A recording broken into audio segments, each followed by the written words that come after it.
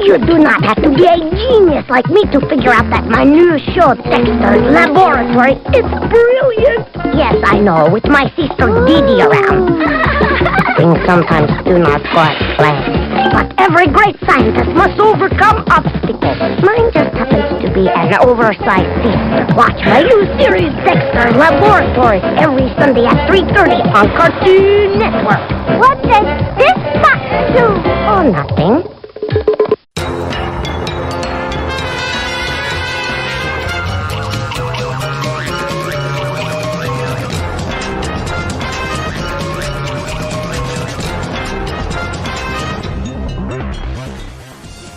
Welcome to the Screwy Ain't It podcast. I'm your host Eddie, and with me always is Dio. How you doing, Eddie? I'm doing okay. How's your week been? My week's been going good. Just trying to get some work. Watching some Dexter's Laboratory. Yeah. What about you? It's been good. I've been watching some Dexter's Laboratory again too. Man, what a crazy coincidence. Who would have seen that coming? Yeah, I know. What are you doing right now? I'm doing a podcast. What about you? Oh, I'm doing one too. Isn't that crazy? Oh, dude, that's so crazy. It's like maybe we should do a podcast together. Oh yeah, and talk about Cartoon Network shows. Cartoon Network. I love Cartoon Network shows. I know, me too. You know what? Maybe we should start right now. Yeah, let's do it right now. Let's do the first original Cartoon Network show, the first cartoon, Dexter's Laboratory.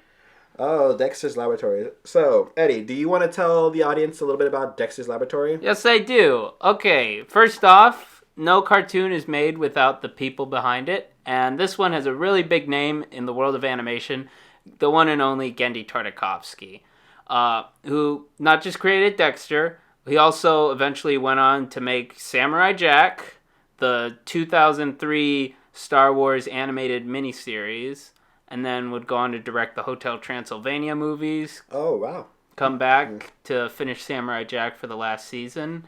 And now he's doing Unicorn's Warrior Eternal. A lot of big names. Exactly. Oh, and of course I forgot, because the world forgets about Symbionic Titan too. I will never forget about Symbionic Titan. I love that series. I actually rewatched it a few years ago. It holds up even better today, in my opinion. If you like mechas and lean a little more towards the Japanese style of animation in their storytelling, but definitely a Western product. It was a really good show. It was very good. To go back to the history, Genndy was born in Soviet-era Russia. His parents moved him and his family out to the United States, and I remember hearing that he grew a love for drawing and animating from reading a bunch of comic books, which will definitely be influential in today's episode. And then eventually he went to Cal Arts, met up with a bunch of other big names that would not just help shape the show, but all of animation in general. What are some of these names? Craig McCracken, creator of Powerpuff Girls, Foster's Home for Imaginary Friends, Wander Over Yonder, Kid Cosmic. Rob Renzetti, the creator of My Life as a Teenage Robot. He also he was like an advisor role for the early episodes of My Little Pony Friendship is Magic, Gravity Falls. Another one I'm forgetting, I think. Oh, Big City Greens. A bunch of shows from the modern era and stuff like that. Okay, I see. And then Paul Rudish, who had a hand in all these shows, and then would eventually also do the 2013 Mickey Mouse cartoons. The newer modern ones. The ones where Minnie is a buff, jacked woman when she rips this poor sentient train car lever as it's screaming for its life. It was hilarious. I loved it. That guy. Yeah. And a pretty notorious name nowadays, Butch Hartman, creator of Fairly Odd Parents, Danny Phantom, and Tough Puppy. Oh, he's notorious right now? Oh, you didn't hear about this? The whole thing about how he's started a Kickstarter for a streaming service and it still has yet to come out. Oh. Yeah. Well, so did he already get the funding? Yeah, he did. In fact, there's some people were saying at the very last minute they finished the funding from one weird source or whatever, and people was like, "Where's that money coming from?" And people started to think it was kind of fishy and stuff like that. So people are thinking that Butch Hartman kind of started a whole little scam business on the side. Pretty much. Also, he upcharges commissions. And like, you know, well, he is a famous art. True, artist. but people are saying like he also like traces art and like, yeah, a lot of his style does kind of track over with his work. A lot of his work seems similar. Yeah. But we're not here to talk about that today. Anyway. No, let's talk about something a little bit more fun. Our favorite red-headed boy genius, Dexter. Right. Anyway, to wrap up the history really quickly, they all start working at Hanna-Barbera, and then like Hanna-Barbera is bought by Turner. As I mentioned before, they form Cartoon Network, and in the middle of this, the president of Hanna-Barbera, Fred Seibert, knows that animation needs new blood. They need new big ideas in order to like put their mark on the industry again. So he comes up with What a Cartoon, which is this big show where it's like every episode is a different animated pilot in a way from all sorts of artists. All the artists do their own little short, and Gendy's was Dexter's Laboratory. And it became so popular, it was picked to be the very first original Cartoon Network animated series. Oh, wow. So this is one of the first? It is basically the first. I think, technically speaking, Space Ghost, Coast to Coast, is like the first original Cartoon Network series, but this is like the first, fully developed idea, like a fully formed TV show in a way. Okay, so it got its own, it got its screenwriters, it got its team, and it got the full animators, and it's very dedicated its time slot to Cartoon Network. Exactly. Yeah. Okay. Well, that's really actually interesting to know. So how about we just talk a little bit about the characters of who Dexter is, his character, Dee Dee, his loving sister, his parents. What are his parents' name again? If you could refresh me. I don't think they have a name. I think they're like sort of nameless in a way. It's just mom and dad. Pretty much. They're just like Dexter's mom. Or like Everyone knows Dexter's mom. Yeah, if you go online and search up Dexter's mom, you're gonna find a lot of images. I don't think you need to really look at images. I think people just know. Yeah. With Dexter and Dee Dee, I love Dexter. I love Dexter growing up. I could feel the boy genius going through his struggles with him trying to do his best in school, which, he thrived. He was so very intelligent. And having your sibling, for all you older or younger siblings out there, your siblings sometimes come into your room and want to, start mess with all your stuff, or, poking fun at you, knocking over your Lego sets. Yeah. Oh, another funny thing. That's another conscious decision, also in a way where it's like, Dee Dee is always dressed in a ballerina tutu, because Gendy said that like the inspiration was basically like Dexter's all about science and Dee Dee's all about art. It's a conflicting personality. Conflicting interests, conflicting styles, which is very interesting. Because as I'm watching Dexter, I'm mostly watching the clips and seeing only a few full episodes due to Max's limitations on their shows now, where Dexter's Laboratory is no longer on it, unfortunately, so I couldn't really get to watch as many episodes or really much at all besides shorts on YouTube. But from what I see, one of the big things that stands out is Dexter's heavy accent. Yeah. All the characters have very unique voices. Dee Dee is very unique. His father is very unique. But Dexter, alongside another character, Mandark, which we'll go more into later, has such a very heavy accent.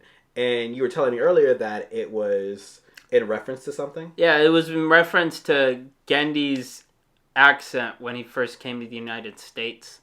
He had a very thick Russian accent as a little kid. And like you could kind of hear it in a way. It's like, it could be interpreted as European in general. Like you can hear German in it, but like you can listen to the Russian inflections in it too. So did the voice actor go into it, or would that be something you're aware of? Was that something that was specifically targeted for Dexter? They wanted to have a heavy either German or Russian accent when it came to pronunciation. Because Didi, get to my laboratory. It was so iconic. Dexter. Oh yeah. When you hear Dexter's voice, you know who it is right off the bat. Even if you don't know the name, you can picture the face with it, or at least the red hair. Exactly. I think it's like definitely just like his voice is like the voice of like a mad scientist, like with a thick European accent stuck in the body of a little boy, which I think sums up his character in a way. It definitely sums up his character very well. Dexter is an extremely intelligent character, but he lacks, as you have mentioned earlier, not this episode but today, he doesn't have much common sense. No, he doesn't. Which I think is the part that endears him a bit, in that he's still an 8-year-old boy. Yeah, he's still an 8-year-old boy. He's as smart as he can do all these science experiments and stuff like that. Sometimes he still struggles with like social cues and stuff like that. Not even just social cues, just basic interactions, even if they seem kind of outlandish. For example, one of the things I did get to see was Dexter meeting Santa Claus. So he gets into this whole tiff with Dee Dee, and he tries to prove that Santa Claus is not real. It's actually their father, dressing up and putting Christmas under the tree. Shenanigans happen. He shoots down Santa Claus in a rocket, rips off one of his antlers, his reindeer's antlers, and it ends with him shaving Santa Claus and getting caught by his family, realizing that, oh, crap, Santa Claus is real. But what's the Christmas about if it's not about, love and family and all that good jazz, right? And then they hit him. It's like, no, it's not about that, you idiot. It's like, what is it about? It's about the presents. Pretty mean episode when you get down to it. I guess, but it was just Dexter. No matter, yeah. All Santa Claus was saying was ho ho ho, pushing him away. Yeah, that's all he was saying the whole episode. All Santa Claus said was ho ho ho and just shoving Dexter, like kind of like, hey, like leave. I'm trying to do my job. I'm trying to do what Santa Claus does. Dexter just could not let it go. He literally flies off and leaves, gets into his fireplace, and turns into a whole X-Wing from Star Wars. Yeah. Flies off and he shoots Santa down, who he still thinks is his father at this point. And his mother is like dressed as a reindeer. And he does this, like at any point during this thing, now maybe my father doesn't have the engineering to craft a flying machine with reindeer. So Dexter's, he has a lot of moments like that, especially of overreaction. Yeah, I also noticed that like it's definitely it leads to an interesting dynamic in some episodes where obviously Dee Dee is not exactly the brightest bulb when it comes to science here and there, because like she just in general she's a very high energy. They place her age around 9. Yeah, that sounds about right. A little older, about a year or a few older than Dexter, because they never really confirmed their ages. But most people say Dexter's between like 7 to 8, and Dee Dee's around 9, maybe 10. But I definitely lean towards 9 with how high energy and rambunctious she is. Yeah, like I said, it leads to an interesting dynamic where like the one you basically see every episode is like Dee Dee comes in, destroys or messes with whatever experiment. Dexter tries to kick her out of the lab and stuff like that. But like in some episodes where it's like sometimes Dexter needs help, like figuring like something more social in a way, and she'll be the one to help him. Like there was also the one episode, The Way of the Dee Dee, where it's like where basically Dexter finally takes her out of the lab, and she's like, yeah, well, guess what? You live a pretty sad existence just being alone here in your lab. So Dexter decides to try to learn from her, like how to be more laid back and stuff like that. Try to mellow out, dude. Yeah, and it's a pretty dark episode, because like it basically ends with like Dee Dee saying like, you have to be more like me or something like that. And in his mind, that's awful. Going into the lab and destroying everything. Yeah, because he doesn't have a very good view of Dee Dee, which, to be fair, she doesn't really show off a good side of herself in front of her brother, especially. When we see her interact with her friends or with her parents, she's very social. She's still high energy, but she does what they want to do. She's very nice. She's very sweet. But the second she gets in Dexter's lab, it's, hey, what does this do? What does this do? What does this do? What does this do? She can be pretty mean, too. In, absolutely. A lot of the early episodes, like the one where, like, she eats the cookie that turns her into a giant and stuff like that. Like, she just, like... Or another one is also... With the... Do you remember the omelette du fromage episode? I do not. Do you want to describe it for me in the audience? Yes. In one episode, I think it's called The Big Cheese or something like that, Dexter, in order to pass his French test, because like I said, he excels at science, but with practically everything else, he lacks the basic knowledge sometimes. Well, he's just good in school, like science, history, English... but everything else seems inconsequential to him, yeah, like the PE episode. Yeah. But anyways, with that episode, like, he only learns, like, one French phrase, which is, I think, it's just omelette du fromage. That's all he says, and he's so conditioned to only say that. But it does help out, because, like, he passes the test, because it's the one question on the test. He impresses the girls, because he's speaking French and stuff like that. Oh, yes. Big tip, really quick. Big tip for all of my guys out there: learn French. It'll help you a lot, guaranteed. Is that just join a French class? Just like do your best, pick up a few cool phrases, and you'll have a great time, guaranteed. Yeah. Just kidding. That's a joke. If you want to learn French, I think it's a very nice language to learn. Do it for yourself. Yeah. And then he gets all this sponsorship and this fame and stuff like that just for saying omelette du fromage. But the sad thing is, like, he can't get back into his lab, and it self-destructs because it's not the password for his lab. So it just blows up, and all Dee Dee does in the background is just taunt him, saying, like, that's all you can say! That's all you can say!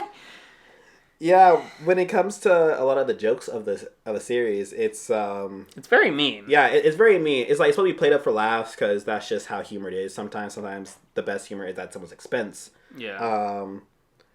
Which kind of leads to these like really mean situations when you look back on it, especially as an older individual. Yeah. But they hold up really well. Sometimes they're really funny. Sometimes you're just like, oh my god, this is sad. This is tragic. And speaking on the whole Dexter ending up alone in his laboratory thing, I find it hilarious how like the running joke of the show is whenever Dexter finally gets peace in his lab or whenever he's doing something, he's at this big metal blue desk and there's a single bolt in the middle of it, like we know with some other stuff scattered on the side, and he's just twisting that bolt. We don't know what it's to. We don't know what it does. Or maybe there is an episode that I just haven't seen yet where I don't remember there being one. But all we know is he has a single desk with a bolt on it, and he's been twisting it for, like, how long has Dexter been on the air for? Like, the show lasted 4 seasons, and, like, there was a big gap in between, but, yeah, it lasted for quite a few years. Yeah, it's 4 seasons worth of him twisting a bolt. Just, it will never end. That I don't even know what it goes to. What I hope to learn one day. Yeah. Maybe one day. Maybe there's gonna be a Dexter spinoff where he just finishes and puts it in something, and all it is gonna be a coffee maker. For all we know, it's just gonna be some not interdimensional coffee maker. That'd be pretty funny. Cause that would be pretty funny. But moving on from Dexter's and Dee Dee's. Oh yeah, we should talk about the other 2 segments because a lot of early Cartoon Network shows had middle segments in them of like focusing on different characters. I one thing I like about Dexter is like it's still one big universe. Yes. All the characters are still together in a way. Yeah, but you have different adventures. The first one, Dial M for Monkey, which was this definitely I think the more dramatic and superhero influenced segment in a way for Dexter the whole show. Definitely has the Marvel parody inserted with the Justice Friends and the monkey that you just mentioned. Yeah. Between the director who has an eye patch and is obviously he's a Nick Fury. Nick Fury. Though his handler, the woman, she's a Black Widow, and then we start meeting some of the other characters. We have the Major Glory. Major Glory. What a Flagman's name. What Crunk calls him. Yes. Major Glory is a Captain America / Superman ripoff, but everything else is more geared towards Marvel. Gronk, Purple Hulk. Mm-hmm. We have Val Halen. Val Halen, who is just Thor, but he does rock and roll. Yeah. With his mighty guitar. Very popular with the ladies. Oh, of course. It was like no different from our very own Thor.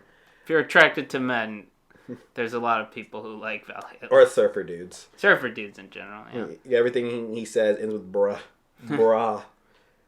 Who else do we have? Well, yeah. Actually, one little thing. We got to talk a little bit about the voice actors.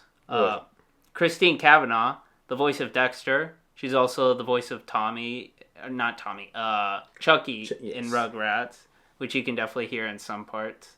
And also Babe from Babe. You ever see Babe? I've never seen Babe. The pig who wants to be a sheepdog? No, I've never heard of Babe. It's a good movie. Oh, I believe you. Audience, is he correct? Leave it down in the comments if I should watch Babe.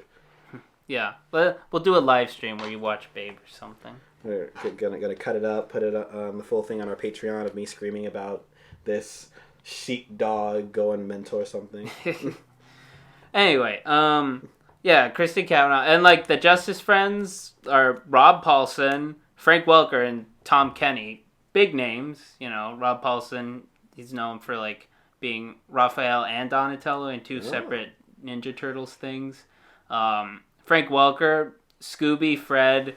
Like I mentioned it before, like he's probably one of the oldest still working voice actors in the industry because he still voices Fred to this very day. What is he voicing Fred in right now? Like whatever Scooby-Doo thing is happening, like probably another direct-to-video movie or whatever. I didn't realize Scooby-Doo was still creating modern day pieces right now. Yeah, I think his last one was a crossover with Crypto the Superdog. I thought the last thing was the Scoob movie that came out. What? Oh yeah, but he wasn't in that one. Oh, which was a whole different thing too. Yeah. Oh, actually, he was still Scooby in that one. Oh, okay. So he still ended up being part of the Scooby-Doo universe. Yeah. He could never. Oh, I also remember he was also in Velma. Ugh. Velma is something that does not exist. That's not a real show. That's just a horror story we tell children at night. Yeah. Anyway, yeah, the big voice actors. He's also the voice of Monkey. Well, another thing that a lot of people will know about Frank Welker, he's very good at. For a while, he was the guy when you needed an animal noise. He was the voice actor you called. Nowadays, it's D. Bradley Baker, the voice of Klaus and American Dad and all the stormtroopers, or all the clones in Clone Wars and stuff like that. Yeah, but like around this time, he was like really good at like just doing animal noises and stuff like that. And, like you can hear it in Monkey. It's pretty believable Monkey, if you ask me. I think it's pretty good Monkey. He does a really good job. I always think sometimes they just do some type of voice modulation on top of it. But back then, I knew it was mostly hard-working voice actors. Exactly. Doing God's work when it comes to messing up their voices in these long recording sessions. Yeah. Did you ever hear the story about the Lion King? No, I did not. Well, for the Lion King, he did the roars. But what they did when they got like actual lion roars, they didn't think they were like big or epic enough. Mm-hmm. So what they did is that they had him like do like fake roars. Don't worry about it. They had him do fake roars in a garbage can, so like it would be an extra echo and stuff like that. Like, yeah, better than me. Well, but, well, he's getting paid the big bucks to do it. So exactly. Once you start getting paid the big bucks, then I'm sure you'll be doing a mighty impressive. So basically, there's a meme rolling around the internet where it goes like, "So you're telling me a lion roar is not as epic sounding as a man named Frank screaming into a garbage can?" Yes, yes, absolutely. The human voice is a very powerful instrument. Anyway. Let's move on to let's see. Oh, a fan favorite and a very well-known character, not only for his laugh, but for his rivalry with Dexter. Right, Mandark. So, do you want to talk about Mandark's first introduction into the show? Yeah, it was a good episode, too. It's like, kind of, I think it's retconned later on, but like basically he's shown as like Dexter's above equal, you know? Whereas, like... He's the best kid in the class. He's the smartest kid in school. No one can compete with Dexter. Okay. Which is true. He has a laboratory. He makes huge, giant experiments that are worth trillions of dollars. You can't tell me otherwise. All hidden behind his bookshelf. Yeah. And he is the smartest kid at his school. And mind you, he's only in elementary. Right. So who's going to compete with? The only probably person who's nearly as smart as him at the school is probably his sister. And that's because they live in the same house, basically. But yeah, with Mandark, he comes in. He seems smarter than Dexter, where it's also like implied he can even read his mind or something like that. It wasn't implied. He straight up read his mind. So he comes into the school. Before he's introduced, Dexter's sitting down. Mandark raises his hand as the teacher is greeting his class, and he just says, hydrogen. And like, yes, Mandark, that was the answer to the question I was going to ask. Now, speaking of that, class, I'd like to introduce a new student, Mandark. And he goes on this tirade about, please, sir, may I begin to sit at the front of the desk so I can have higher educational learning and absorb more practical knowledge. He's like, sure, Mandark. Sits right next to Dexter, and Dexter just sitting there silent, looking at him dumbfounded. And Mandark just sits there like, yes, Dexter, I can read your thoughts, and I am smarter than you. And then, like, he makes Dexter destroy, or, like, shut down his lab, you know. After he showed him his lab. Exactly. Because Dexter gets upstaged every point with every single question that comes up. They had a contest. They had like all their basic classes. Mandark just answered every question before him. I personally think Dexter was just in shock more than anything that there was somebody as smart as him for starters. But then when the whole lab thing came, where Mandark was like, "Oh, someone has informed me that you have a laboratory of your own. I would like to see it." And Dexter's like, "This could be the one and only thing that I can show that I have over Mandark to prove that I'm the smartest." And then Mandark sees it as like child's play. He teleports them both from Dexter's home in his laboratory, and ends up in his laboratory, which is like, you know, bright colors. There's a big gigantic brain in the center, and Dexter's beat. Yeah. He's just beat. He's been defeated in every single avenue of his life. And mind you, they're both the same age, I believe. Or is Mandark older? I think they're the same. They're in the same class. You know? Yeah, he's just taller and has a literal egghead. Yeah, which is the whole joke. And isn't the only reason he kind of ends up beating Mandark was because Mandark had a huge crush on Dee? Yeah, and so he just sends her to his lab to destroy it and stuff. Oh yeah, destroying Mandark's entire lab, leaving Dexter with the only one with the lab, and now the smartest person in like the town now or the world, depending on who they ask. Yeah, and like he's not a lot. He doesn't show up that much in this first season. He has one other episode where they compete at the science fair, and that one's funny because like the end, there's only 3 words of dialogue throughout the last like 3 minutes of the cartoon. It's just Dexter, Mandark, Dee, and like they just take turns for like Dexter, each character. Mandark, Dee. Exactly. It's pretty insane. But like, yeah, in later seasons, like, especially, well, we should talk a little bit later, but like, in the later seasons when the art style changes, he becomes more of a villain than a rival. Exactly. Like, Definitely. He even, like, gets the big, flashy villain outfit, and like, his lab turns more red and demonic looking. He's the early Megamind, but basically, a little more exactly with his iconic laugh. I do enjoy Mandark's character, and I did enjoy how he was the rival to Dexter, because I always think having some type of rival, especially for academics or they're fun main characters. Yeah, they're fun characters to write, especially like when they're better than the main character in the beginning. Right. I feel like that's really interesting. With that said, I find his humongous crush on Dee so hilarious. It's just he goes brain stupid. Like he's the smartest. He's probably the smartest person in the show because it's already been shown that he beat Dexter. But Dexter's like, oh, okay, let me just send my sister over to turn you into a normie. Basically turn him into a normie and destroy all of his progress. Yeah, she truly is his biggest weakness. Actually, do you remember the movie Ego Trip? I do not remember the movie Ego Trip. Where, like, Dexter goes to the future and meets his future selves, and they all fight future Mandark. I remember future Dexter was, like, old and hunched over. Yeah, and goes like, what'd you say, Billy? Something like that. Yeah, I remember old Dexter. That was an interesting thing to see. That was terrifying. I was not ready for that as a child.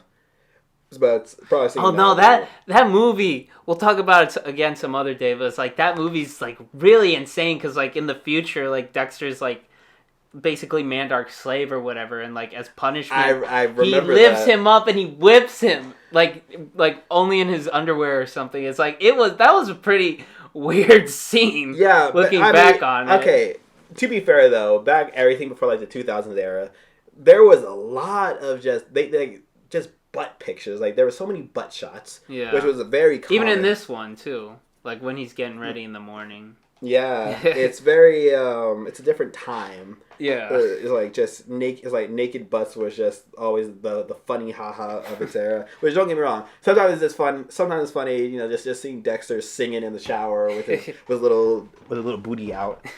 But at the end of the day, sometimes it's a little much. Yeah, at least for me, for others, freaking comedy gold right there. But it was like I remember that scene being brutal. Like this generally looks like actual torture to me. It was. I don't think they were very shy on showing. And another thing, speaking of which, like the intensity, like you can definitely see the seeds in Gendy's head that like he wants to pursue more action stuff. Like I said with Monkey, I think is like the part of the show that takes itself the most seriously. Like with the to an villain. extent. Yeah, to the extent. It can still get silly and goofy here and there, but it's like the action scenes are pretty, taken seriously. They're pretty fast. They're pretty epic.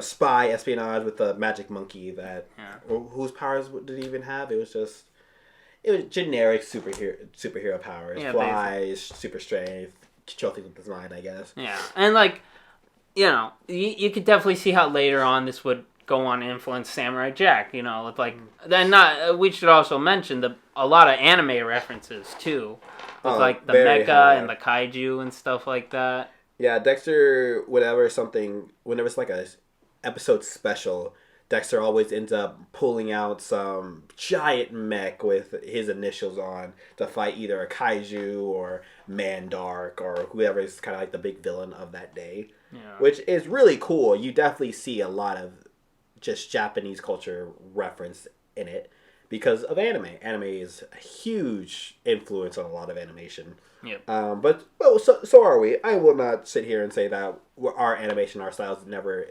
influence any Japanese style animation. Squidward made it into an episode of Gurren Lagann. Oh yeah, I need to go rewatch that episode. You gotta point me into which one that is. Sure thing. Because that sounds funny. I wanna see. It's like a few seconds long, but it's Squidward. You can't deny it. I believe it's it. Squidward. And then like of course Panty and Stalking and a bunch of other stuff. Yes. A lot of Studio Trigger. Mm-hmm. They're influenced by us as we are. Yeah, animation influence animation. Exactly. Whatever is good influence whatever. Like whoever can humbly accept it. Yeah, early anime was influenced a lot by Disney. Oh yes, definitely.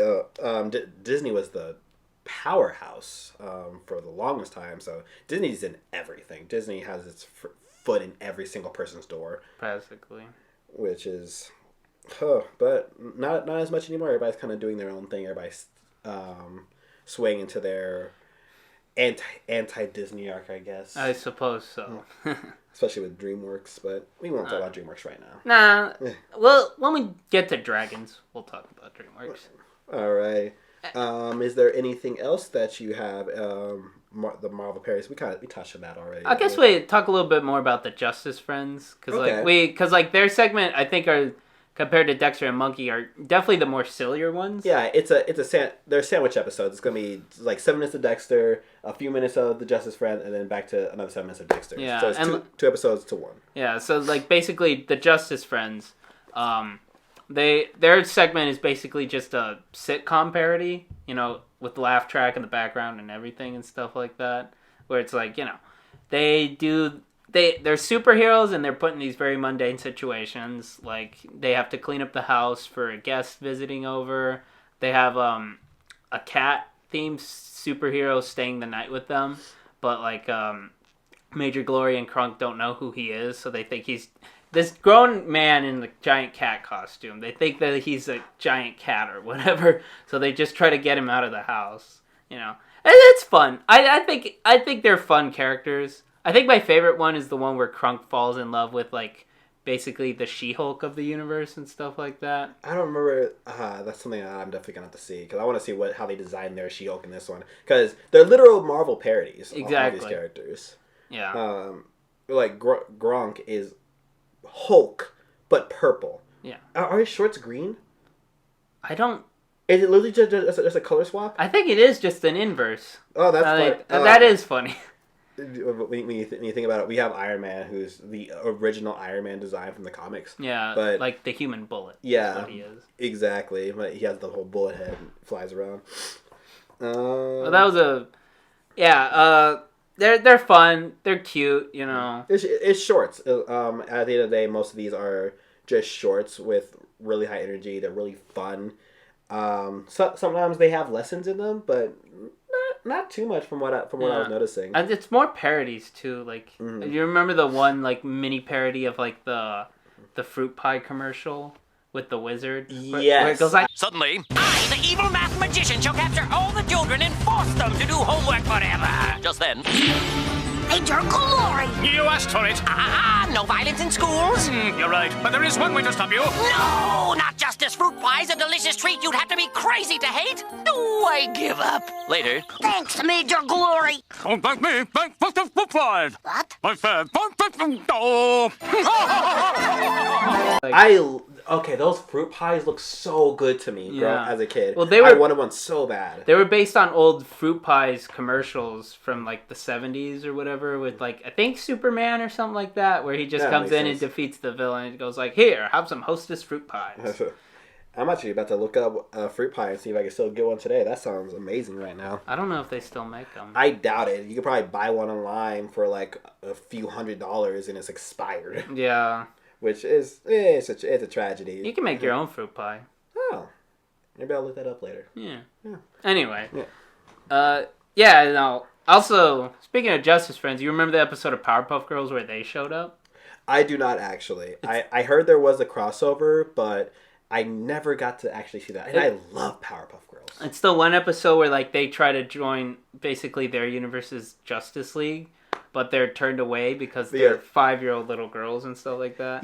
I think that was probably for the best. DC kind of gets a little flack for allowing Shazam, Captain Marvel, to be part of the Justice League, even though he's only 10 in reality. Yeah. They're like, oh, but he can transform into a fully grown adult with the wisdom of Solomon and super strength and all this other jazz. Like, yeah, but he's 10. I don't think, especially allowing 5-year-old girls, even if they have superpowers, into a team of fully grown adults fighting crime every day. Yeah, but I don't think it was that. I think I remember the episode just playing it off as saying like, you can't join us. You're little girls and stuff like that. It's like going that angle. Yeah, it's the boys' club. Exactly. Yeah, essentially that. Yeah, and then don't they end up just wiping the floor with most of them anyway? Yeah, exactly. And then like they had to swallow their pride at the end. Yeah, since they're basically just all mini Supermans. Exactly. Yeah. So yeah, I think it's more of a liability issue. I don't want to be the one responsible for hiring the 5-year-old little girls to fight giant kaijus and monsters. Don't get me wrong, they can handle it. I love the Powerpuff Girls. I think they should just stick to their own thing. But hey, that's just me. Yeah. I also remember Dexter would pop up in the background a lot in Powerpuff Girls too, which was funny. So is it just canon that Dexter and Powerpuff Girls live in the same universe? I mean, they basically are. It's the same art style in a way too, Yeah. And then like it's the same crew. Like literally, as soon as the first 2 seasons of Dexter were finished, they just moved on. All of them moved on to Powerpuff Girls. How insane would it be if Dexter was actually Professor grown up, dyed his hair black, and then he's the one who who created the Powerpuff Girls. That'd be interesting. But I also remember, as a kid, it's still really weird. The Professor and Samurai Jack look a little too similar to me in some cases. I mean, maybe they got the rectangle head and the black hair. Maybe he was launched even further into the future, or maybe he didn't get launched that far into the future. Who knows? Or maybe this is just one of his children that far off into the future that we just don't know about. Yeah. We saw how I was looking at Aku's daughter. I would not be surprised if his lineage carries on. We'll talk more about that ending when we get to Samurai Jack eventually. Which I'm actually excited about because I've been meaning to rewatch Samurai Jack, so that's perfect excuse time. Yeah, exactly.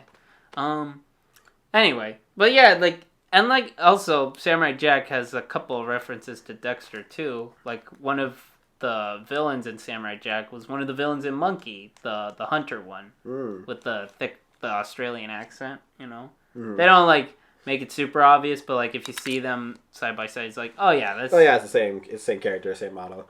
Would you say that's more of a just funny nod to Dexter, or do you think it's an actual, hey, these two universes kind of coincide with each other? I think it's kind of a little mix of both, because Samurai Jack had a lot of references in it, like Powerpuff Girls. You see the billboard for the dog in one episode. Mm-hmm. You see one of the dogs from Two Stupid Dogs, if you remember that show. I remember Two Stupid Dogs. I didn't watch too much of it, but I remember it. Yeah, and then like I said, the Dexter one, and then in the last season they had Robot Popeye and Astro from the Jetsons and stuff like that pop up in the background. Yeah, there's a lot of crossovers back in the day. I think crossovers was just kind of that big thing where if you want to bring our mixed audiences and just bring more attention, it's like, oh, here's the special, we have a crossover from this show to this show. Yeah, there were fun jokes too. Absolutely. I remember Billy and Mandy did a lot of them, the Yogi one where they had him as a crack addict for picnic baskets. That's true. That's true. You can't change my mind otherwise. Yogi was a crack addict. Or was it meth? Who knows? It's at the end of the day, this man could not get enough of a picnic basket. You cut him off, it's scary. You don't want to see a bear cut off from his picnic baskets. I'll just say that. No, that was insane. Also, the one where we talked about this last time on the Flintstones episode too, but the one where it ends with, or they end up turning into the Powerpuff Girls, after Mandy smiles and rips apart the universe, for some reason they just end up as the Powerpuff Girls. Oh yeah, just Mandy casually ripping open the universe. I forget Mandy's a interdimensional god. He can just do things like that by mistake. Yeah. Well, they do have the Grim Reaper locked in contract. At least that's Billy, right? Billy has Grim. Because they technically both beat him at a game of Limbo. Oh yes. Oh yeah. So it's a mutual contract. Shared custody. Yeah, essentially, yeah. Actually, that was funny because that was one episode where it's Billy was going to move, so they had to do a custody battle and see who gets Grim and stuff like that. It's they do the whole song, I want to be the keeper of the Reaper, and stuff like that. I want to be the keeper of the Reaper. It got a nice tone to it. It got a nice ring. Yeah. Maybe we should make a ringtone. We should make a ringtone. I have the regular show ringtone on my phone. The Raha ringtone, pick up your phone. That was so good. Regular show had a lot of really amazing just songs. I really like their Happy Birthday one. Oh, that's a good one. I like the hummus one. You remember that? I don't mean to brag. I don't mean to boast. But here's some hummus for these mini toes. I remember the mini toes part. So many great things from Regular Show. But which we'll get to pretty soon. Regular Show is definitely a fan favorite. Yeah. It's one of my favorites. And we have to get Adventure Time out of the way first. Yeah. Don't say out of the way. Adventure Time is great. No, it is. It's just I prefer Regular Show. That's just me. Fair enough. It's two completely different things. I think both are equally amazing in their own ways. Yeah. But if you lean directly towards Regular Show, I get it. Yeah. Oh, I get it. Yeah, and they're sister shows too. They came out the same year. Mm-hmm. And I remember in the commercials they would say first it's a brand new episode of Adventure Time, then Regular Show, and then Mad. And then Mad, which we don't. Mad exists. Yeah, Mad just exists. I saw it's gotten a little bit of a following lately on Twitter. Really? Yeah, they're doing fake screen grabs for modern episodes of Mad. Mad would just felt like that freaking crack child that you want to lock in the basement and never see again. At least that's how I felt. I think Mad has a little bit of merit to it, and that like I like how different and unique every episode was in a way where it's like they change up the art style. I guess, but it was more grotesque most of the time. Yeah, it was pretty gross. It's not pleasing. It's not aesthetically pleasing to look at. Which is I think some segments are really nice to look at, but yeah, and then a lot of them are kind of ugly looking. It's kind of like intentionally, but like it's kind of like the whole Ren and Stimpy argument where people you either love Ren and Stimpy or you thought, what the fuck am I watching? Exactly. Yeah. Which is it's fair. I'm not gonna argue, especially nowadays concerning Ren and Stimpy. Now that we know the whole history. With the whole history, I mean, I'm a big believer in separating the art from the artist. So I'll always judge the show for what it is and not for who created it. Yeah, and the thing is, like, even with all that said, I understand how people have reservations about Ren and Stimpy, but, like, I still think, if anything, it is still his best work, because, like, he still had a good crew helping him. Yeah. And, like, keeping him in line in a way. Yeah, exactly, which is, I think, something people always forget when it comes to this creator who was the original idea or maker of the show. People always forget they're storyboarders, they're actors who like voice their opinions and their ideas and their input on the said characters. So the show is never just the sole creation of the creator. There's a lot of people behind it. Exactly. And that's part of the reason why I will never sit here and just completely condemn or judge a show based on who the original idea or creator it was. Yeah, you know. But that's just me. And like I said, literally everything else he's made has been hot garbage. So I'll just say I don't even know what else he made. Adult party cartoon. Never heard of it. Oh, good for you. Yeah. To be fair, there's a lot of shows that I'm sure I haven't seen. No, I know that. But it's like, I don't recommend it at all. And like, I understand people have reservations of the original Ren and Stimpy, but I cannot look at adult party cartoon because that's when a lot of his like skeletons in the closet were popping up, and you could see it in that show for sure, which is very disgusting and uncomfortable to watch. I believe it. Some shows just should not be made. Yeah, especially with all to be in the industry is a tough thing indeed. I believe. Yeah. But with that said, let's kind of just circle back to Dexter's Laboratory and start wrapping up. Is there any characters that you particularly connected with? I think, like you said earlier, as a kid, I love my sister. She's going to be a guest on the show one of these days. But I can very much relate a lot to Dexter in that Dee Dee would always barge in and, like, mess with his stuff. Because, like, growing up when I was, like, 6 to, like, 10 years old, you know, you had that dynamic with your younger siblings. You get annoyed by them when they come bother you or, you know, want to play with you and stuff like that. So, yes. I can relate to that on that level. Like, you know, I don't, like I said, I love my sister. I regret a lot of the ways how I treated her at that age, you know. But so you would say you relate a lot to Dexter when it comes to his annoyance with Dee Dee, and especially coming in, ooh, what's this do? Or you try to help her, which I remember with this one episode where she says, Dexter, I need your help to help bring my plant back to life. He gives her a serum. He says, 2 drops. It's like, didn't you say it's untested? Hey, go test it for me. Now get out of my lab. It specifically says on the bottle, so I'm guessing Dee Dee can't read. Because that seems to be a reoccurring thing where it'll say something and Dee Dee's just either A, she just doesn't care and ignores it, or B, she just can't read. Yeah. I'm kind of leaning towards she can't read. Yeah. Because it clearly says 2 drops, and she's like, let me just dump half the bottle onto this plant and create a, you know, vegetable uprising. Yeah. Which, fun episode, don't get me wrong. Mom and Dad are a little slow in the whole uptake. Like, oh my gosh, the guard is getting out of control, snapping at their limbs, which is very interesting. I think a lot of like kids, especially like boys growing up, relate to Dexter. Yeah, I think he's just a relatable character in some ways, not in all ways. I think there's a lot of people who can relate to Dee Dee too. You know, she's high spirited, she's high energy, she's friendly, she's social. She's a mean older sister from time to time. Yeah. But mean younger brother too. Like, a sibling. Well, yeah, Dexter always calls her stupid and stuff like that. Yeah, which is not completely off for Dexter. Because, to be fair, a lot of people are stupid to him. Yeah. But he's 8 and he does a lot of stupid things too. Like we said, overreacting in some of the dumbest reasons. But like the Santa Claus episode, or moving back towards one episode where him and Didi are fighting, and they're running around. Dexter's trying to get his toy back from Didi as she's running around using the height advantage, and they break Dad's trophy. He kept excuse me. Bless you. Thank you. Who kept emphasizing, "Oh, this is the greatest achievement of my life." Blah blah blah. This trophy. They break the trophy, and he sends them to each other's rooms.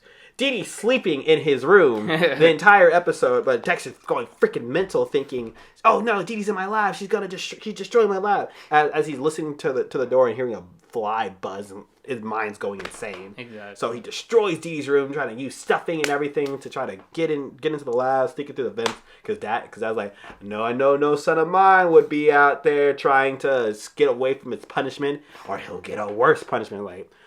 And then he ends up sleeping in the doghouse. Yeah, which and then deserved. He's like, "Oh well, at least the dog won't do anything." And then the dog destroys the lab. Yeah, so his overreactions definitely end up getting him in a lot more trouble than usual.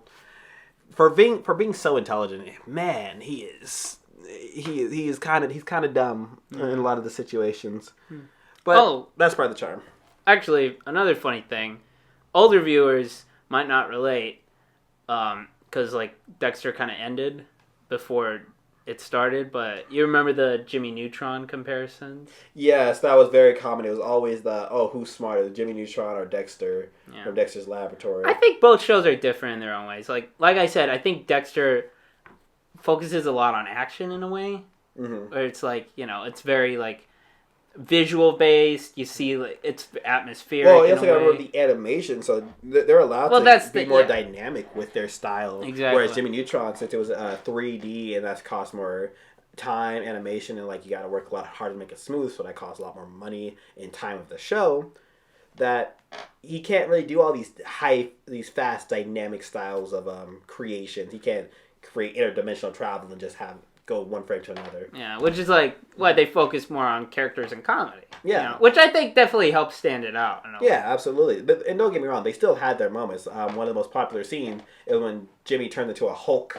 Yeah. It turned into a Hulk, but the joke's more about, his dad. It's like, Jimmy, we love you. His mom is like, yes, it's me, your mom and your dad. Like, son, have you been lifting the weights? And like, man, what have you been, 4,000 or 5,000 pounds? And like, you got the sleeper build ready to spot his gigantuan Hulk son, which, hey, man, good father, always there to support his kid. Right. And I will say, I know for a fact, neither were a rip-off of each other. I mean, obviously, people say Jimmy Neutron's rip-off of Dexter's Lab. No. They were both developed originally in the late 80s around the same time. They weren't really aware of each other, but like Dexter's came out first, but they ended up doing Jimmy Neutron anyway. And I think it doesn't matter. I don't think it matters either, because at the end of the day, it's not the story it's about how you tell the story, not what the story you're telling. Exactly, they're similar in like they both have boy geniuses, but like also like I think they have different character dynamics. Very different character. They have while Dexter focuses more on his family, especially with Didi and like his mom and dad not thinking about the lab. Jimmy focuses more on his friend Sheen, Carl, and like his brother with Sydney. Yeah. Is that her name, Sydney? Cindy. Sydney's her friend. Yeah. Who might be on the show, but we'll see. Yeah, which is very interesting. Yeah, but very different shows, which is I will always say. Just because something's similar doesn't mean that it's a copy. You can take inspiration from other things. Yeah. And besides, if that was the case, anything that has a trope in it is copying something else. I'm sorry. There's too many shows and media out there to be completely original. It's nearly impossible to be completely original, to have completely original ideas, characters, and story. You're gonna overlap with something in some way, and that's okay. As long as you're telling it in your own unique style, that's all that really matters. Yeah, I have an idea that I've been juggling around with for years, but I was always self-conscious because like a couple of years ago, a very similar show with an idea came out, and I was like, oh boy, I'm never gonna hear the end from people online. But like over time passes, I'm like, who cares? Yeah, it's like, at the end of the day, if it's good, if people like it, that's all that really matters. Exactly. So you might see that sometime in the future, but we'll see. Anyway. We'll see. What else? Really, I guess we should be wrapping up in a little bit, but do you remember the later seasons when the art style changes? I'm not sure if it's either saturation or if it's like it becomes a little more... It becomes even more flat looking. The colors, I'm not gonna lie, they're more brown and orange and red, which I don't think really fits with the show. Yeah, it was always blue or like these... very vibrant and colorful, you know. With contrast because of the dark blue lab, and like, you know, Dee Dee's always the big pink ball of fire running around destroying everything. Yeah, and it's like it was a different team too, because like most of the team had moved on to Samurai Jack and Powerpuff Girls, so they had I keep bringing up people with bad reputations. Chris Savino. I mean, if you're talking about anything when it comes to the entertainment industry, you're just going to be bringing up people with bad history. That is true. This industry has a lot of skeletons in the closet. Mm-hmm. But anyway, yeah, Chris Savino, who came in and, you know, I think he tried to make the show, but, like, I think it was very rough when the first season he came. Like, a lot of episodes. And, like, some episodes in the later seasons can be really monotonous. I don't know if you know the one episode where it's, like, the whole joke is just Dad getting ready to swing the golf club, and then at the very last second it rains. And it's like that for 5 minutes straight. Just, like, him, like, you know, wiggling his hips, checking the air, and stuff like that for 5 minutes. Just one joke for one punchline at the end. So... I mean, that's how you do good comedy. You have a good setup so you break the tension when finally just let it rip. Yeah, but like I will say, like long drawn out jokes can be really annoying sometimes. Definitely, especially for certain people. Yeah, if it's consistent, like a Family Guy. Anyway, the stupid frog box one. Cut scenes. I'm not talking about anything specific. I'm about the reoccurring long cut scenes that they've been doing, especially in the more recent episodes. Yeah. From what I've seen. But anyway, I think that's a good place to start wrapping up. Yeah. So, Dexter's Lab. This first season, really good. Like it. Really good, fun, memorable show. Lots of memorable episodes and characters and stuff like that. And, like, it set the stage for the rest of Cartoon Network. It was very strong. A very great contender coming out of the gate for animation especially. I'm looking forward to seeing and revisiting a lot of the other ones. What are we going to be catching up on next? Next week, we're actually going back 2 years, I think, with the What a Cartoons, which was, like I mentioned earlier, the show with, like, all sorts of different shorts from different creators and stuff like that. And we'll see, like, a lot of the early stuff from, like, Craig McCracken, Butch Hartman, like Robert and Zeddy and stuff like that. So this is going to be completely new for me, at least. Exactly. Because I haven't seen a single thing of What a Cartoon. No, I don't think so. I think the most you've probably seen is like the one episode of the pilot episode of Dexter, which they sandwiched into the first season, which is where they change into animals and stuff like that. But other than that, yeah. It is really interesting because I like anthology shows of different animation and stuff like that. Alrighty, it sounds interesting. Possible consideration, we can also start doing some reacts to specific episodes, or... That's what I want to do. Hopefully on the Patreon we can do sort of like reactions or our like separate little things where we can, specific things. I want to do one for regular show because like you and I have a lot to talk about regular show. Oh, I can make a compilation of what I want to talk about with the bigger show. Exactly. We'll get to that one soon enough, but until then, also, anything else? Or that will be all from me. Okay. Follow us on Spotify, YouTube, and Patreon. Yeah. Appreciate you for having me. Yeah, no problem. It's always fun having you, my friend. Of course. Anything you would like to add in before any last shout-outs, any characters you want to love or hate on the way out? Love or hate? We haven't gotten to Kusi yet. You remember Kusi? I do not, but I guess...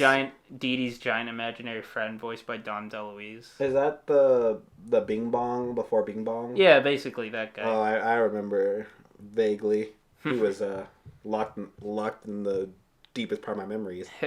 But we'll say that for another time. Yeah, the next time we do Dexter. But anyway, until then, thank you all for watching. Follow us on Apple, Spotify, Listen to YouTube too. Follow us on Instagram. Support us on Patreon. Just and share and subscribe and Leave a comment. Of course. All right. Well, that's me signing off. Thank you for listening. This is Dio signing out. Catch y'all later. All right. Bye-bye, everybody. Bye.